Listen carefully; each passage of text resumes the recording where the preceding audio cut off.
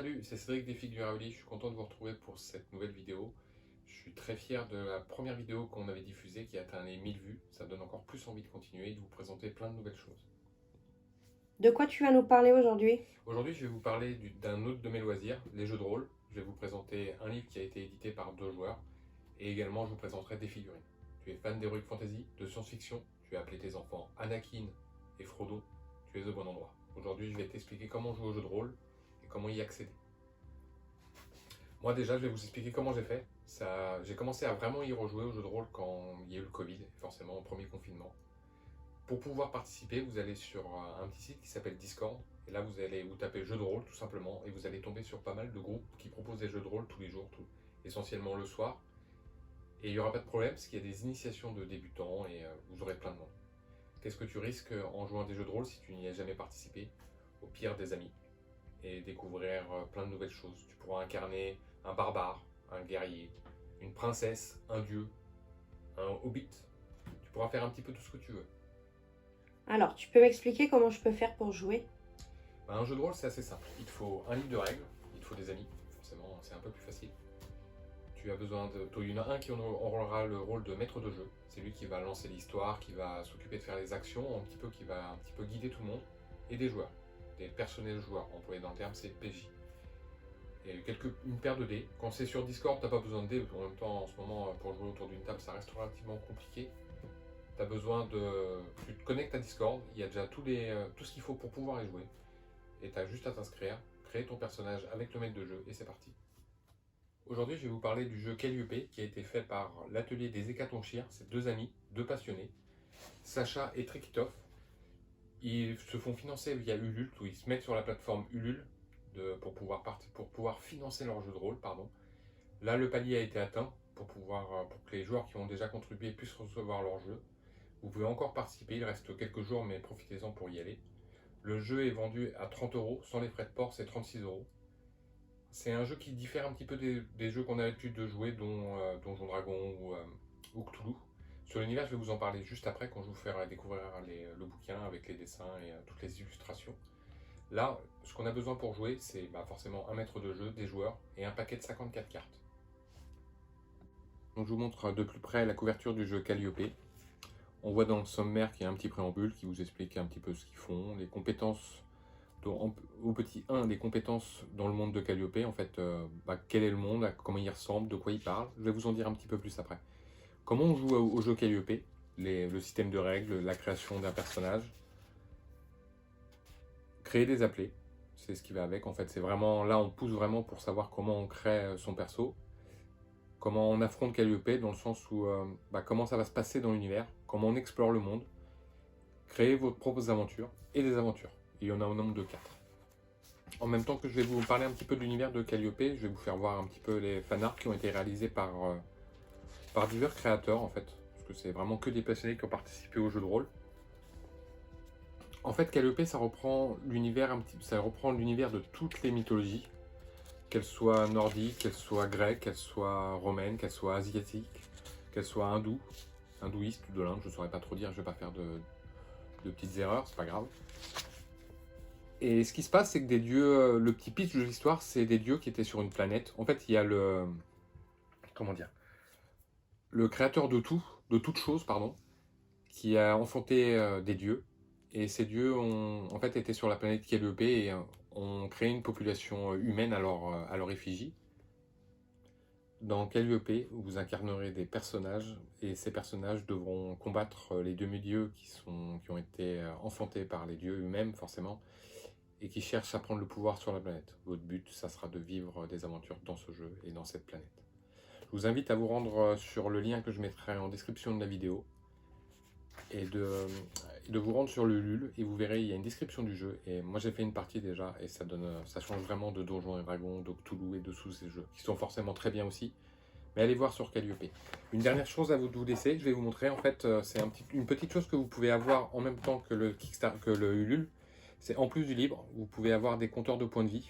Un compteur de points de vie pour les cœurs, la défense et la chance. Voilà pour le jeu Calliope. Je vous invite à vous rendre sur Ulule et d'aller leur passer un petit bonjour de ma part. Et n'hésitez pas à leur demander si vous voulez plus d'informations sur le jeu. vous présente les compteurs pour les points de vie qui sont en plus pour le jeu Calliope. Je vous les montre un peu plus près. Je les ai peints moi-même. J'en ai fait un couleur bois. Je vous fais voir le dos où on retrouve le nom du jeu Calliope. J'en ai fait un couleur d'or avec une sorte de petit argent avec et un couleur d'argent. Pour les peindre, je vais vous donner exactement comment j'ai fait. En fait, c'est relativement simple. Vous mettez une couleur argent pour l'argent, une couleur foncé marron pour celui en bois. Vous passez un peu de lavis dessus. Après, vous faites quelques brossages secs et c'est parti, le tour est joué. Revenons aux figurines maintenant. Je vous présente une figurine qui a été faite par Figurine Print 3D. C'est une commande que je vais peindre très bientôt. Et en même temps, après, je vous la présenterai peinte. Sur la figurine que je vais rapprocher après, juste avant, je vous en parle. Il s'agit de Red Sonja, Sonia la Rouge. Je vous présente Sonia la Rouge d'un peu plus près. Ceux qui ne connaissent pas l'univers, vous pourrez la retrouver. Je sais qu'elle existe en BD ou en comics. Et aussi, il y a un film, on la retrouve dans un film qui s'appelle Calidor, un film avec Arnold Schwarzenegger. Un petit peu dans un rôle très proche de Conan le Barbare, pour ceux qui connaissent. De toute façon, c'est exactement l'univers du film Conan le Barbare. Sauf que là, on retrouve une femme, ce qui est très rare forcément en Heroic Fantasy, où c'est une femme qui est barbare. Et là, on va dire, ouais, c'est une bonne guerrière. Sur le socle, sur la figurine en elle-même, vous remarquez qu'elle a à ses pieds un superbe serpent qu'elle a sans doute coupé en deux. Sur les peintures, vous verrez, je vous ferai voir les effets du sang et pourquoi pas un petit tutoriel dessus. Une superbe figurine comme à chaque fois qui m'a été envoyée par Figurine Print 3D. Maintenant, on va passer à notre unboxing du jour. Une tour de dés que j'ai reçue de la part de Stratation Design, qui sont sur la plateforme participative de Kickstarter. En fait, ce qu'ils proposent, c'est de vous acheter des fichiers 3D que vous pourrez imprimer chez vous. Après, vous pouvez aussi, si vous n'avez pas d'imprimante 3D, ce que pas mal de gens font, et moi ça m'arrive de le faire quand je travaille avec Figurine Print 3D, je lui envoie les fichiers, j'achète les fichiers, je lui envoie, et il m'imprime ce que j'ai besoin. Les fichiers que vous pourrez acheter sur la plateforme Kickstarter pour Stratation Design, c'est des éléments de décor, des tours de dés, et vous verrez, il y a pas mal de petites choses sympas que vous pourrez rajouter sur votre plateau de jeu. Voilà, je vous la montre d'un peu plus près. Vous remarquez que c'est une tour de dés qui a été faite en filaire, avec une imprimante filaire type Ender 3D. Sur la précision de l'impression, franchement c'est nickel, donc vous n'aurez pas à vous prendre la tête. Ça a été fait en une seule fois, vous n'aurez pas à vous prendre la tête pour l'imprimer ou si vous voulez la faire imprimer.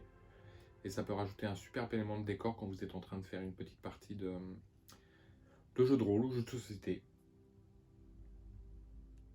Pour finir, je vais vous présenter ce que j'ai peint cette semaine. Un monstre que j'avais présenté dans la première vidéo qui m'avait été envoyée. Puis les éléments de décor, la porte avec le support, je ne sais pas si vous vous rappelez, où on pouvait inverser la porte. Et je finirai par mon fil rouge pour Civil War. Voilà, je vous présente le monstre que vous pouvez utiliser dans les jeux d'Heroic Fantasy, les Donjons Dragons, ou même dans les zombicides que vous auriez fait maison. Pour la peinture, je suis parti sur un violet très sombre, et je suis parti jusqu'à des teintes très claires en rose. Je suis passé d'un violet très sombre, et j'ai été jusqu'à un rose très clair. Après, sur le socle, je suis resté simple. Un petit conseil pour les socles, ça compte énormément quand vous peignez une figurine. Ça représente une bonne partie du travail. C'est vrai que ça donne vraiment vie à votre figurine. Après, pour les socles, pour l'herbe et pour la pierre comme pour le bois, vous posez des couleurs très foncées et après juste des petits brossages à sec et ça peut le faire. Maintenant, on passe aux éléments de décor qui m'avaient été envoyés par Donjon Factory. Sur la peinture, je vais vous donner des petits conseils de peinture. Passez pour tout ce qui est pierre, un gris très foncé. Après, un peu de Nuln-Oil et des brossages à sec, du gris très foncé jusqu'à un gris très clair, voire un blanc.